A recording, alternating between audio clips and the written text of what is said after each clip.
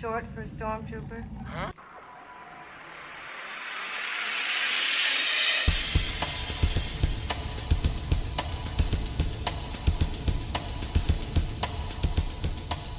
What's up, my friends? It is Stormy, of course, and welcome to my Episode 8 trailer full in-depth analysis breakdown. I am so excited to talk to you guys about this, so let's begin.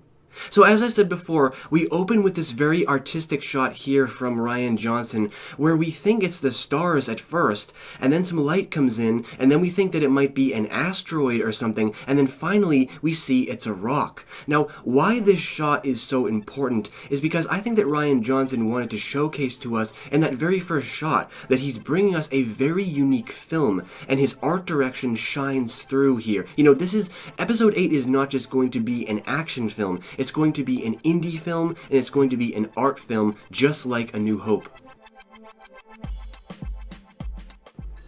After this, Rey's hand smacks down on the surface of the rock, and I thought that this scene was very reminiscent of The Force Awakens, where we see Finn breathing hard, rising up towards the camera. An interesting mirror here, because a lot of people think that Finn is actually the real awakening, and now it looks like Rey is finally waking up herself, truly realizing her power. But why is she so powerful? It's almost too much for her to take. Here, it fades to black, and then we finally get Luke's first line of dialogue, which is, "Breathe."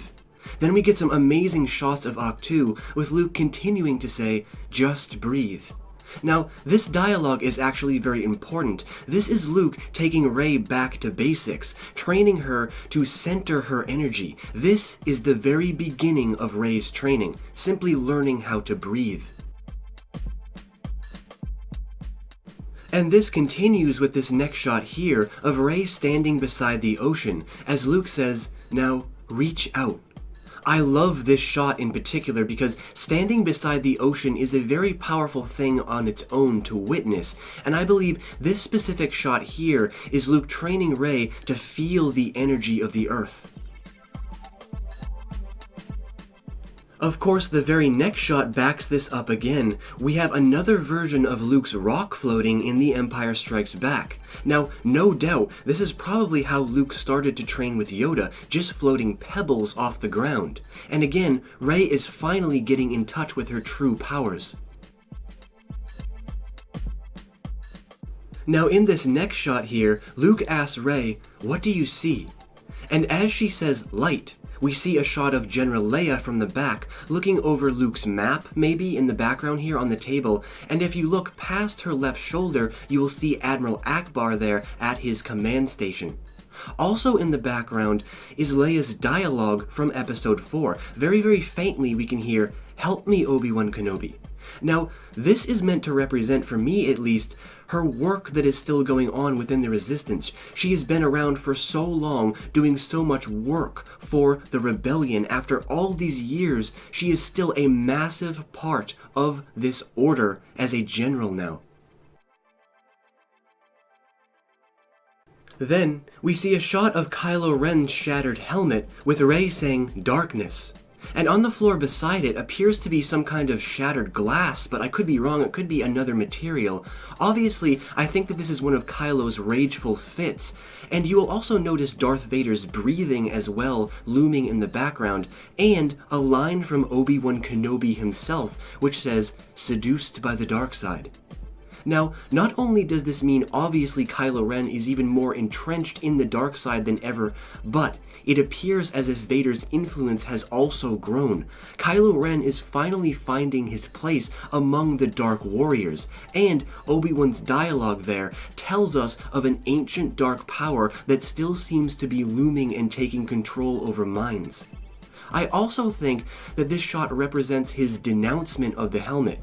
He obviously still has it around, but Snoke makes him show the scar off. Now this here is probably the most important shot of the entire trailer.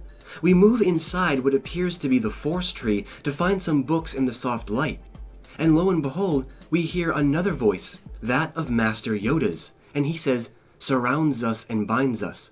again, explaining this ancient mythology in the Force. And also, I find it interesting that both Yoda and Obi-Wan's dialogue is being used once again, because to me, this is a clear indication that Force ghosts of those two figures will be returning in Episode 8.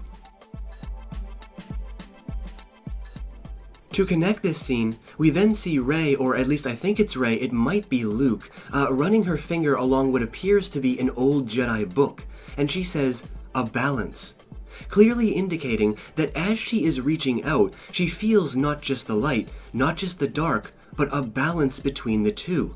Now, this is actually very profound, because in the past, our heroes have always been directed towards the light, and our enemies have always been directed towards the dark.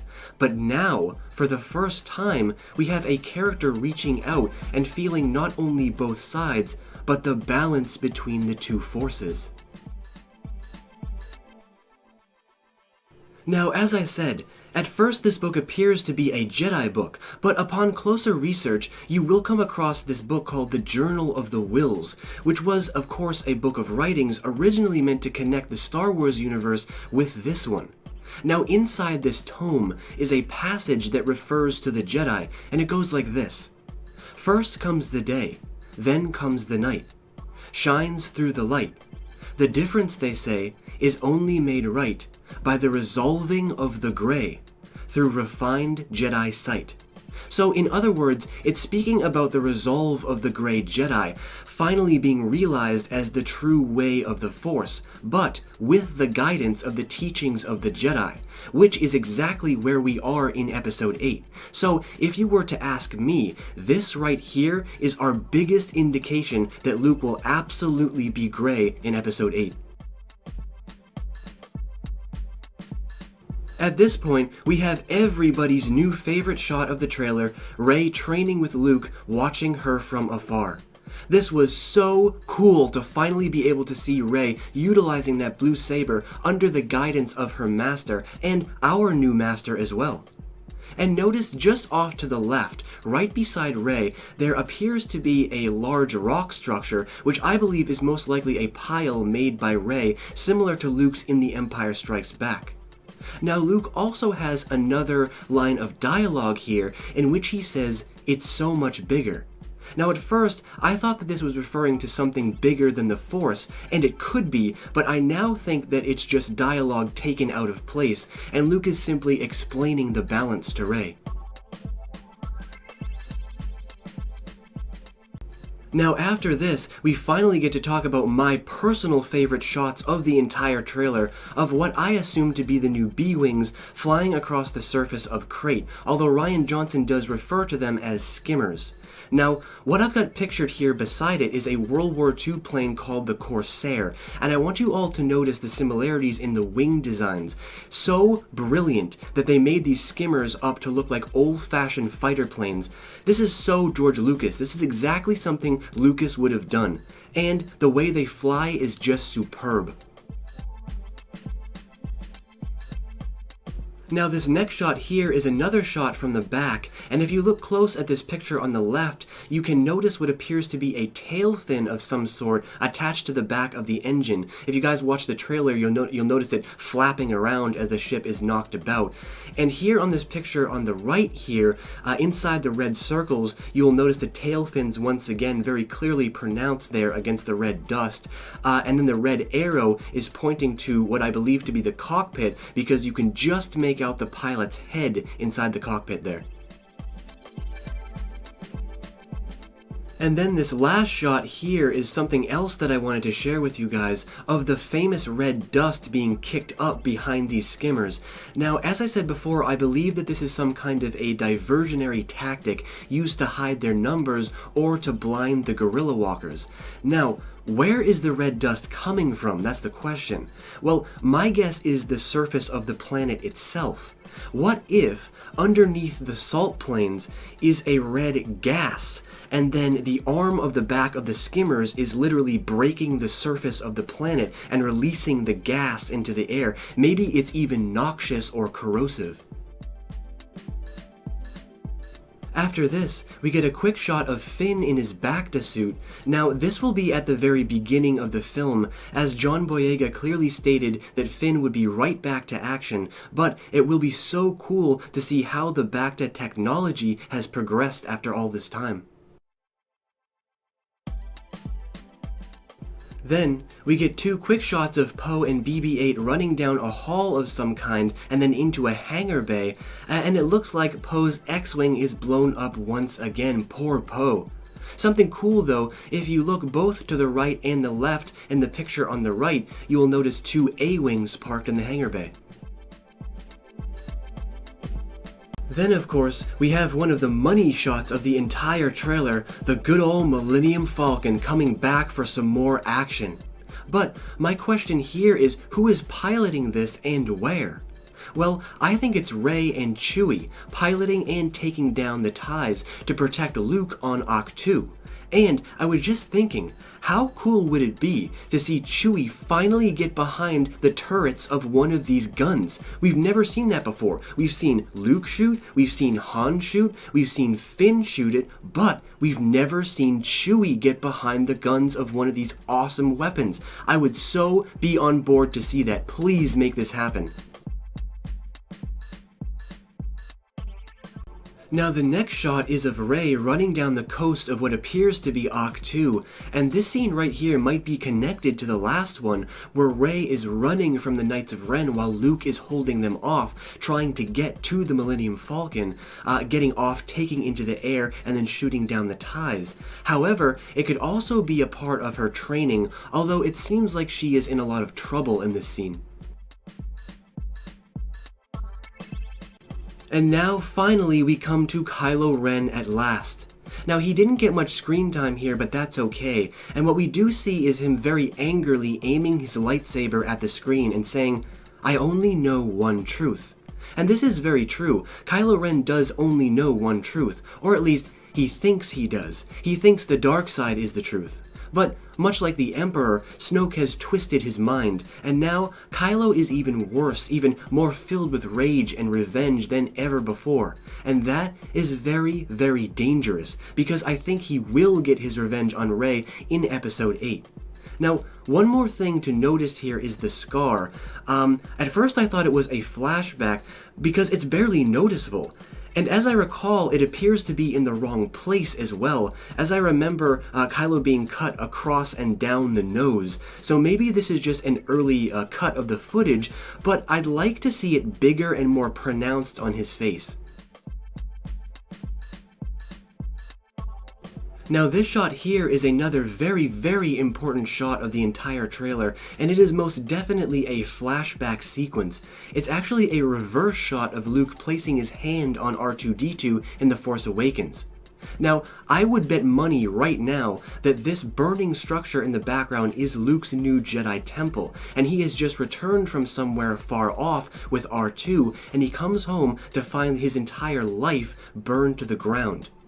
Now, one incredibly important thing all of you must see here is a mirroring of Luke's homestead on fire in Episode 4, when he comes back to find Uncle Owen and Aunt Beru as skeletons on the ground and his homestead in flames.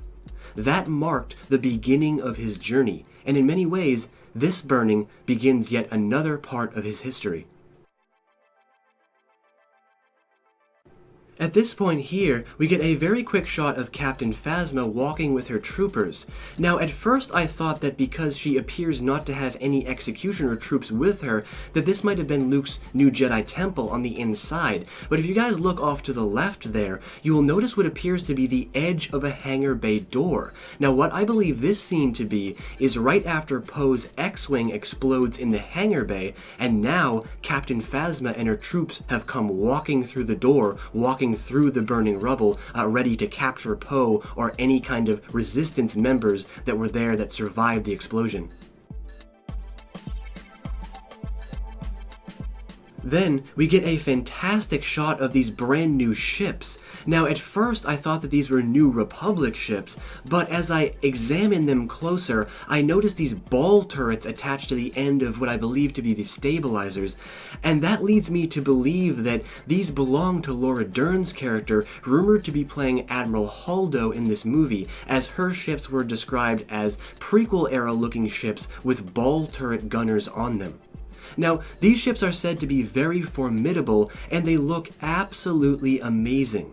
And of course, this means that we're going to get a space battle finally in this new trilogy, and maybe even we will get some antics from Admiral Akbar himself.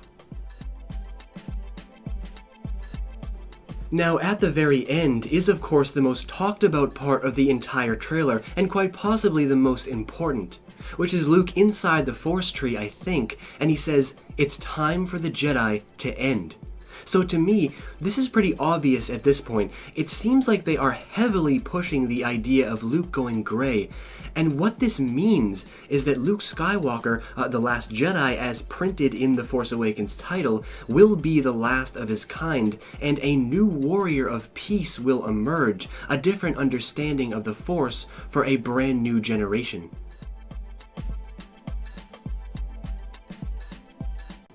Now, the last thing that I wanted to talk to you guys about today was this much anticipated poster that they finally released at Celebration this year.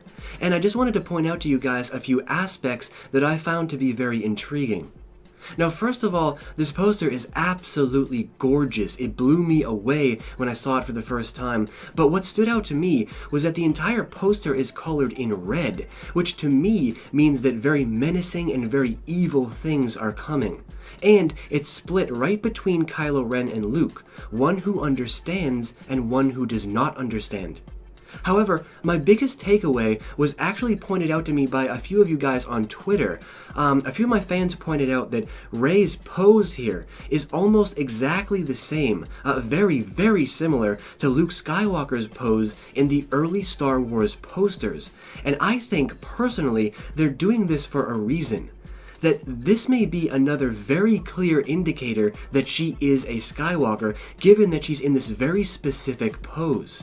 But now it's time for me to turn this conversation over to all of you. That's right, what do you guys make of this entire trailer? Share with me your favorite parts, your least favorite parts. What was most impactful to you? And of course, are there any opinions of mine that you guys would like to change? Please voice all of your thoughts and opinions down below in the great white void. And as always, until next we meet, stay in a galaxy far, far away.